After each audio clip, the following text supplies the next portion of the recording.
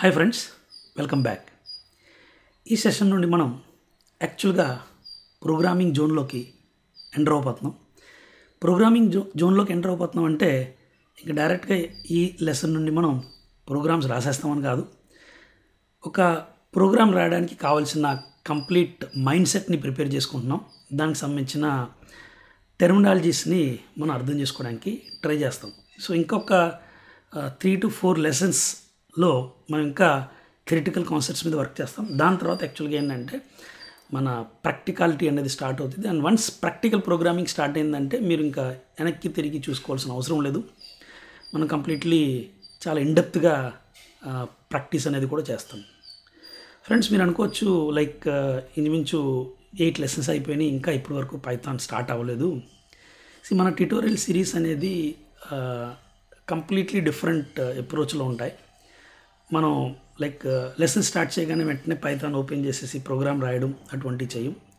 మనది చాలా lengthy process ఏంటంటే, బట్ వన్స్ ఈ ప్రాసెస్ని ఫాలో అయ్యి ఎవరైనా సరే కోర్స్ నేర్చుకుంటే వాళ్ళకి లైఫ్ లాంగ్ మళ్ళీ నేర్చుకోవాల్సిన అవసరం ఉండదు. అండ్ ఇంకా లైఫ్ లాంగ్ వాళ్ళకి ఆ సబ్జెక్ట్ అనేది గుర్తుండిపోద్ది. ఫర్ ఎగ్జాంపుల్, మీరు కావాలంటే నా ట్యుటోరియల్లో సి ప్రోగ్రామింగ్ లాంగ్వేజ్ చూడండి. 350 వీడియో లెక్చర్స్ తోటి కంప్లీట్ ఫుల్ లెంగ్త్ కోర్స్ని డెవలప్ చేశాను. రైట్ ఫ్రమ్ బేసిక్స్ దగ్గర నుండి బైనరీ ఫైల్స్ అండ్ ప్రాజెక్ట్ వరకు. ఇంకా దానికి మించిన సి ప్రోగ్రామింగ్ లాంగ్వేజ్ కోర్స్ ఇంకెక్కడ మీకు దొరకదు. అది నేను ఛాలెంజ్ చేసి చెప్తాను. అఫ్కోర్స్ మనకి ఎక్కువ మంది సబ్స్క్రైబర్స్ లేరు అండ్ ఎక్కువ వ్యూస్ లేవు. ఎందుకంటే జనాలందరికీ చాలా ఫాస్ట్గా అయిపోయే కోర్సులు కావాలి. Like learn Python in 3 hours, okay, learn data science in 2 hours. But ప్రస్తుతానికి నేను అటువంటి కోర్సెస్ని ఎంకరేజ్ చేయట్లేదు కూడా. ఓకే, నా అన్నీ full length complete video tutorials ఉంటాయి. బట్ సబ్జెక్ట్ అనేది చాలా ఇన్డెప్త్గా వస్తుంది మీకు. అండ్ ఒకసారి మీకు నిజంగా సబ్జెక్ట్ మీద ఇంట్రెస్ట్ అయితే మీరు ఇంకా దీన్ని వదిలి, ఈ ట్యూటోరియల్ సిరీస్ని వదిలి ఇంకెక్కడికి వెళ్ళరు ఏంటంటే.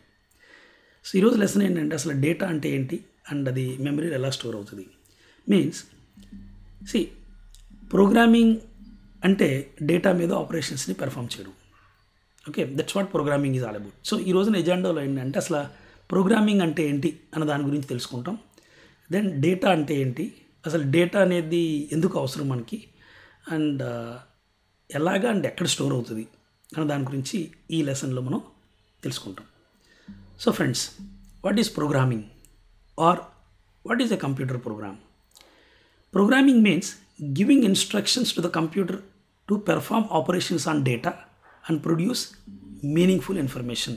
ప్రోగ్రామింగ్ అంటే మనం కంప్యూటర్కి ఇచ్చిన ఇన్స్ట్రక్షన్స్ డేటా మీద ఆపరేషన్స్ని పెర్ఫామ్ చేసి, చూడండి ఇక్కడ ఇంపార్టెంట్ వర్డ్, ఇక్కడ డేటా మీద ఆపరేషన్స్ని పెర్ఫామ్ చేసి మీనింగ్ఫుల్ ఇన్ఫర్మేషన్ ఇస్తుంది. సో ఇన్ షార్ట్ చెప్పాలంటే set of instructions is known as a computer program. Set of ఇన్స్ట్రక్షన్స్ని కంప్యూటర్ ప్రోగ్రామ్ అంటాం. సో ఒక ప్రోగ్రామ్ అనేది ఇన్ఫర్మేషన్ని ప్రొడ్యూస్ చేయాలంటే మనం ఆ ప్రోగ్రామ్కి డేటా అనేది ఇవ్వాలి. అసలు డేటా అంటే ఏంటి? In simple terms, data is any information that a computer can store and process. So it can be a number, like say for example 10. It can be a word like hello or python, or it can be a condition like true or false. Examples of data in our daily life. Student name అనేది ఏంటంటే Raj. So ఇది ఒక data. ఆ student ఒక age 21, ఇది ఒక data. ఆ student ఒక మార్క్స్ 88.5, ఇది ఒక డేటా. అతను పాస్ అయ్యాడా? ఎస్, ఇది ఒక డేటా. వీటిని బేస్ చేసి ఏంటంటే మనం ఆపరేషన్స్ని పెర్ఫామ్ చేయొచ్చు. ఎలాగా అంటే స్టూడెంట్ మార్క్స్ 88.5 వస్తే అతనికి ఎటువంటి గ్రేడ్ వచ్చింది, ఇజ్ ఇట్ క్లియర్? అదే స్టూడెంట్ ఏజ్ 21 అయితే అతను ఓటింగ్కి ఎలిజిబుల్లా కాదా? ఇలాగ రకరకాల. అదే మీరు సపోజ్ 3 సబ్జెక్ట్స్ మార్క్స్ని డేటా కింద ఇచ్చారనుకోండి, ఆ 3 సబ్జెక్ట్స్ మార్క్స్ని టోటల్ చేస్తే మీన్స్ మనకు వచ్చేది టోటల్. సో అది ఇన్ఫర్మేషన్ అవుతుంది. ఆ టోటల్ మీద యావరేజ్ని ఫైండ్ అవుట్ చేస్తాం, అది ఇన్ఫర్మేషన్ అవుతుంది. యావరేజ్ని బట్టి గ్రేడ్ ఇస్తాం, అది ఇన్ఫర్మేషన్ అవుతుంది. సో ఇక్కడ డేటా ఏంటంటే 3 సబ్జెక్ట్స్ మార్క్స్ అనేది డేటా అవుతుంది.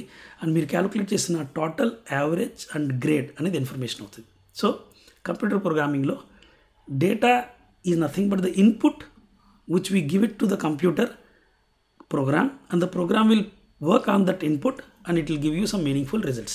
ఇది ప్రోగ్రామింగ్ దృష్టిలో డేటా అండ్ ఇన్ఫర్మేషన్ అంటే. అసలు ఇప్పుడు ఈ డేటాని ఎక్కడ స్టోర్ చేయడం జరుగుతుంది, ఎలా స్టోర్ చేయడం జరుగుతుంది. So when a program runs, ఎప్పుడైతే ఒక ప్రోగ్రామ్ రన్ అవుతుందో, అది పైథానే కాదు ఏ ప్రోగ్రామ్ అయినా సరే, all the data is stored temporarily in the computers main memory which is also known as RAM memory. RAM అంటే ర్యాండమ్ యాక్సెస్ మెమరీ అని చెప్పి అర్థం. మీరు ఎలా ఊహించుకోవచ్చు అంటే, think of memory as a cupboard. అంటే మీ కిచెన్లో ఒక కబోర్డ్ ఉంది, ఇజ్ ఇట్ క్లియర్? ఆ కబోర్డ్లో ఏంటంటే డిఫరెంట్ షెల్ఫ్స్ ఉన్నాయి. ఆ షెల్ఫ్లో కొన్ని డబ్బాలు ఉన్నాయి. అండ్ ఈ డబ్బాల్లో ఏంటంటే మనం కిచెన్కి సంబంధించిన ఐటమ్స్ని మీ మదర్ అనేది యూస్ చేస్తుంటారు. సో ఒక డబ్బా ఉంది, ఆ డబ్బా మీద ఏంటంటే షుగర్ అని రాస్తుంది, దాంట్లో షుగర్ ఉంటుంది. ఇంకో డబ్బా ఉంది, దాంట్లో ఏంటంటే టీ పౌడర్ అని రాస్తుంది, దాంట్లో మనకి టీ పౌడర్ ఉంటుంది. సో ఆ డబ్బాని ఏంటంటే మీరు కంప్యూటర్ మెమరీ అనుకోవాలి. ఓకే, దాంట్లో ఉన్న వస్తువుని చూసారా, ఇదొక డబ్బా అనుకోండి, ఫర్ ఎగ్జాంపుల్ ఇదొక బాక్స్ అనుకోండి. ఇలాంటి మనకి బోలెన్ బాక్సులు ఉంటాయి మన కబోర్డ్లో, బోలెన్ షెల్ఫ్స్లు ఉంటాయి. ఓకే, వీటిని కంప్యూటర్ మెమరీ అనుకోండి. ఇప్పుడు దీంట్లో మనకి షుగర్ ఉంది, ఈజ్ ఇట్ క్లియర్? ఈ షుగర్ని మీరు ఏంటంటే డేటా అనుకోండి. బట్ దీన్ని గుర్తుపట్టడానికి, ఎందుకంటే షుగర్ అండ్ సాల్ట్ రెండు చూడడానికి వైట్ కలర్లో ఉంటాయి, మనకు కన్ఫ్యూజన్ వస్తుంది. ఓకే, సో ఒక లేబుల్ రాస్తాం షుగర్ అని చెప్పి, ఇంకో లేబుల్ రాస్తాం సాల్ట్ అని చెప్పి.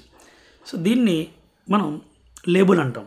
ఓకే, మన డే టు డే లైఫ్లో దీన్ని టెక్నికల్గా కంప్యూటర్ ప్రోగ్రామింగ్ లాంగ్వేజ్లో మనం ఏం చేయాలంటే ఐడెంటిఫైయర్ అంటాం. ఇంకా కొంచెం డీటెయిల్ కావాలంటే వేరియబుల్ నేమ్ అంటాం. ఓకే, సో ఈ బాక్స్కి ఇచ్చిన పేరు ఏంటంటే sugar, which is nothing but variable name, and this is nothing but the memory location. దీంట్లో ఉన్న షుగర్ పార్టికల్స్ ఏవైతే ఉంటాయో వాటిని మీరు డేటా అంటాం. సో సింపుల్గా ఏం అర్థం చేసుకోవచ్చు అంటే కంప్యూటర్ మెమరీలో డేటా అనేది డిఫరెంట్ సెల్ఫ్స్లో స్టోర్ అవుతుంది. వాటిని మనం రికగ్నైజ్ చేయాలి, ఎందుకంటే వాటి మీద ఆపరేషన్స్ని పెర్ఫామ్ చేయాలంటే కంప్యూటర్ మెమరీలో డేటా అనేది ఎక్కడ స్టోర్ అయ్యి ఉందో తెలియాలి. కాబట్టి ప్రతి మెమరీ బ్లాక్ ఏంటంటే మనం ఒక లేబుల్ని ఇస్తాం. అక్కడ ఆ లేబుల్నే మనం ఐడెంటిఫైయర్ అని చెప్పి అంటాం. సో ఇక్కడ చూడండి, x = 10. పైథాన్లో మనం ఒక డేటాని స్టోర్ చేయాలంటే ఒక ఐడెంటిఫైయర్ని తయారు చేయాలి. ఆ ఐడెంటిఫైయర్ పేరు ఏంటంటే x. దాంట్లో మీరు ఏం స్టోర్ చేశారు, 10 అన్న వాల్యూని స్టోర్ చేశారు. So x is the label, that is nothing but an identifier, and 10 is the data, that's nothing but the value which you are storing. So to store data we must give it a name. అంటే computer మెమరీలో ఒక డేటాని store చేయాలంటే ఆ memory block ఒక పేరు ఇవ్వాలి, and ఆ పేరుని మనం ఐడెంటిఫైయర్ అని చెప్పి అంటాము. ఆర్ మనం ఇంకా కొంచెం డీటెయిల్గా మాట్లాడుకుంటే ఆ కంప్యూటర్ మెమరీకి ఇచ్చిన పేరునే వేరియబుల్ అని చెప్పి అంటాం. ఓకే, సో నెక్స్ట్ లెసన్లో మనం వేరియబుల్స్ గురించి వాటి గురించి మాట్లాడదాం. బట్ యాజ్ ఆఫ్ నౌ ఈ లెసన్లో ఏంటంటే అసలు కంప్యూటర్ మెమరీ ఎలా ఉంటుందో తెలుసుకోండి. Computer memory is made up of millions of cells. చూడండి, ఇలాంటి బాక్సులు ఉంటాయి, ఇలాంటి కొన్ని మిలియన్స్ ఉంటాయి. Each box represents 1 byte. Each box represents 1 byte, and 1 byte is capable of storing 1 unit of information. So కొన్ని డేటా ఏంటంటే కొన్ని డేటా ఐటమ్స్ 1 byteలోనే స్టోర్ అయిపోతాయి. కొన్ని డేటా ఐటమ్స్కి లైక్ 3-4 bytes కావాలి, ఇజ్ ఇట్ క్లియర్? ఇంకా కొన్ని డేటా ఐటమ్స్కి ఇంక ఎక్కువ బైట్లు కావాలి. సో మనం ఏం చేస్తామంటే వీటికి పేర్లు ఇవ్వడం అనేది స్టార్ట్ చేస్తాం.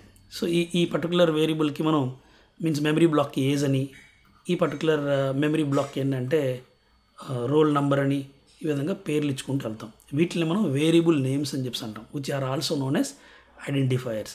ఐడెంటిఫైయర్ అనేది general name, means identifier is nothing but the name given to any entity in the computer program. Okay, అంటే ఆ ఐడెంటిఫైయర్లో మనకి వేరియబుల్ నేమ్ ఉండొచ్చు, క్లాస్ నేమ్ ఉండొచ్చు, ఫంక్షన్ నేమ్ ఉండొచ్చు, is it clear? Like identifier అంటే అదొక కామన్ పేరు అని అర్థం, ఇజ్ ఇట్ క్లియర్? దాంట్లో variables are nothing but the identifiers which are used to store the data. So ఇక్కడ చూడండి, ఎగ్జాంపుల్ కింద ఇచ్చాను. నేమ్ అనే ఐడెంటిఫైయర్లో ఆతిష్ అన్న నేమ్ని స్టోర్ చేశాను. అలాగే ఏజ్ అన్న ఐడెంటిఫైయర్లో 30 అన్న ఏజ్ని స్టోర్ చేశాను.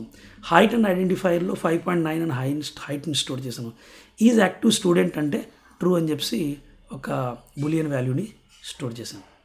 ఇది ఫ్రెండ్స్ మనకి అసలు కంప్యూటర్ ప్రోగ్రామ్ అంటే ఏంటి, డేటా అంటే ఏంటి, ఆ డేటాని మెమరీలో ఎలా స్టోర్ చేయడం జరుగుతుంది, అండ్ మెమరీలో స్టోర్ చేసిన డేటాని రికగ్నైజ్ చేయడానికి మనకి ఐడెంటిఫైయర్స్ కావాలి.